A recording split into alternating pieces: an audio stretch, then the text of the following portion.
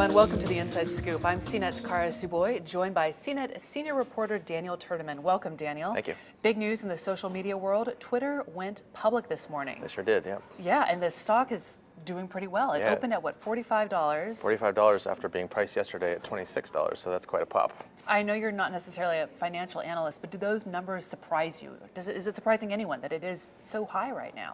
Well, I bet it surprises Twitter. I mean, that's why they priced it at 26. But I did see some reports in the last few days that suggested, $35, $40 for the shares. So, some people certainly were aware that it was going to come out at that range.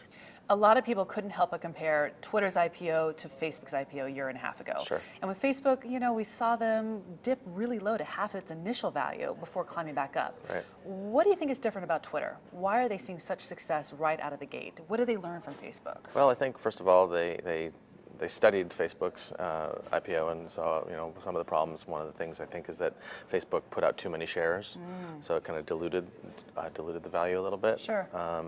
Plus, I think that there was just some fundamental problems with Facebook. They hadn't figured out how to make money off of mobile, whereas Twitter really is a pure mobile service, and everybody knows that that's where the eyeballs are these days, are on mobile. And I just suspect that they huddled with their bankers and kind of figured out what the problems were. They went with the New York Stock Exchange instead of NASDAQ, so they really tried to do things very differently than Facebook.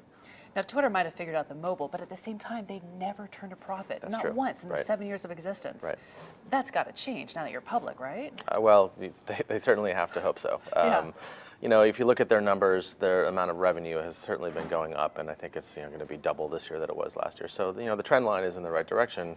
Their costs are also going up at the same time. More hires. Yeah. There's no guarantee they're ever going to make money, but I believe in Twitter. I think that advertisers seem to be signing up and believing in Twitter, and there's a lot of room for them to grow. The one problem is that they've kind of saturated the market in the United States, and most of their advertising revenue comes in the United States. Mm-hmm. So if they don't figure out how to make money off of advertising internationally, that's where their big problem could be. How does this advertising or all this growth, how does that look for the average user? What are we going to see different in our accounts? It's really hard to say. I mean, you do start to see those promoted tweets and everything Sure. show up.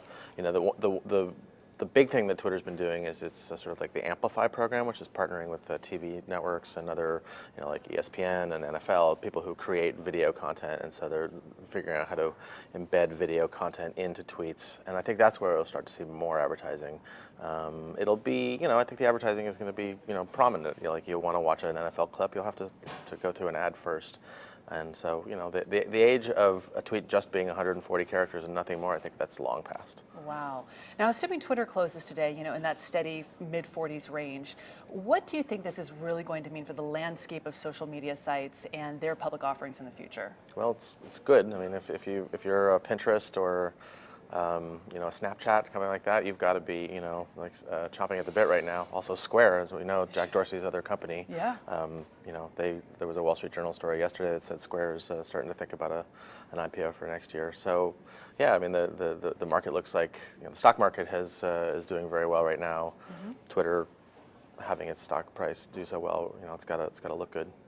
Well, I know all of us here at CNET are going to keep a close eye on this, and people around the world too, Twitter followers especially. Absolutely. Thank you so much, Daniel Turdeman, senior reporter for CNET. I'm Kara Suboy. Thanks for watching The Inside Scoop.